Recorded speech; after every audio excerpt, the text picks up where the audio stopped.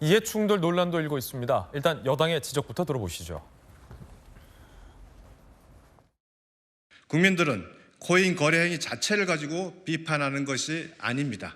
본인이 코인을 보유하면서 코인 과세 유예 법안을 발의하는 이해충돌 문제에 국민들에게 사과조차 없는 뻔뻔함에 분노하고 있습니다. 2021년 7월 김남국 의원은 가상자산에 대해서 세금 물리는 걸 유예하는 법안을 공동 발의합니다. 김남국 의원의 해명은요. 공동 발의는 했지만 본회의 땐 찬성 안 했다라고 해명하고 있습니다. 2016년부터 가상자산을 보유하고 있는 김남국 의원이 60억 코인을 가지면서 세금 물리는 걸 유예하는 법안을 공동 발의했다라는 대목에서 국민의힘에서는 강한 비판을 하고 있는 겁니다. 3년 전 이해충돌 방지법도 발의한 것으로 보도되고 있는데요. 2020년 12월 국회의원 이해충돌 방지법을 대표 발의하면서 상임위 직무 관련 영리행위를 금지시켰습니다. 그런데 가상자산 관련 보고 규정은 의무 조항에서 제외를 시켜서 이 또한 이해충돌 논란이 일고 있는 대목입니다. 박정호 의원님 어떻게 보십니까?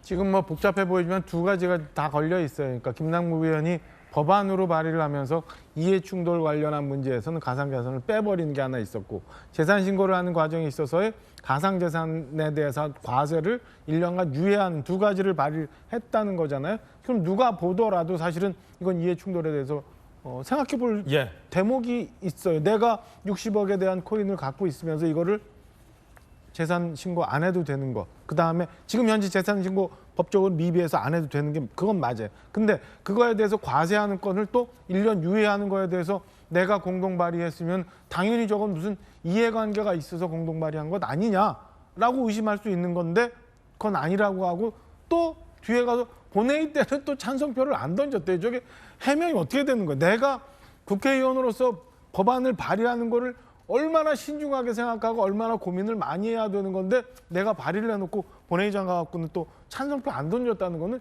저는 국회의원 왜 하고 있는지 우선 좀 물어볼 정도로 해명 자체도 웃겨요. 그러니까 제 질문 드리고 싶은 게 그거였는데 추가 질문할 게 그 발의를 해놓고 본인이 발의한 법안에 대해서 본회의에서 반대를 하는 경우도 있습니까?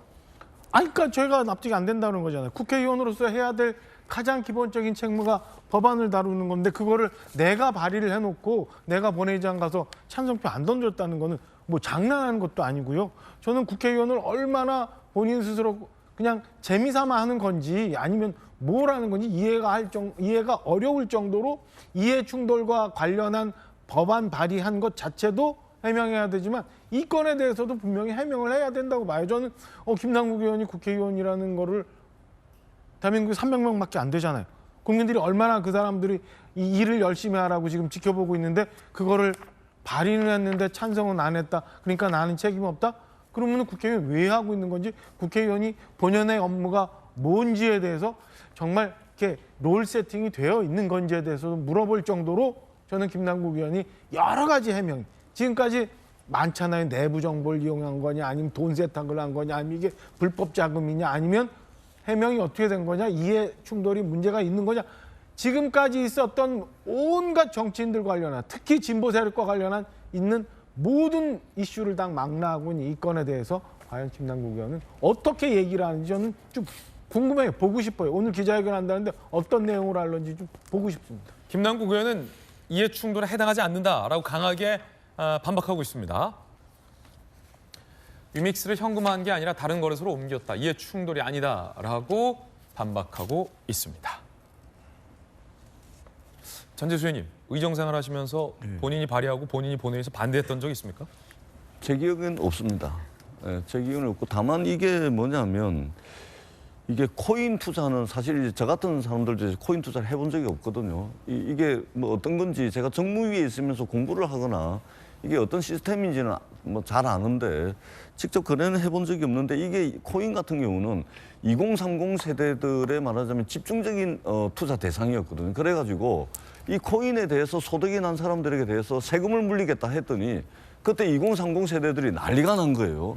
그래가지고 이거를 발의한 사람들이 아마 2030 젊은 세대들한테 그 문자도 많이 받고 했던 그런 기억이 있습니다. 아마 그런 차원에서 자기가 발의는 했지만 이 부분 아마 근데 제 기억이 그렇습니다. 그게 2018년, 19년 당시였던 것 같은데 2030 세대들이 아니 우리는 월급 모아가 집 사기도 어려운데 코인 해가지고 좀 이득을 봤다고 세금을 물리는 게 말이 되냐 이래가지고 난리가 났던 적이 있거든요. 아마 그때 그 상황에서 아마 그렇게 된 것이 아닌가 그렇게 그렇군요. 보여집니다. 예. 김남국 의원의 해명 좀 지켜봐야 될 것 같고요. 민주당에서는 김남국 의원의 이 코인 의혹에 대해서 자체 조사하겠다라는 의지도 보이고 있습니다. 그냥 넘어가긴 어려울 것이다. 당 차원의 조사를 해야 할 것이다.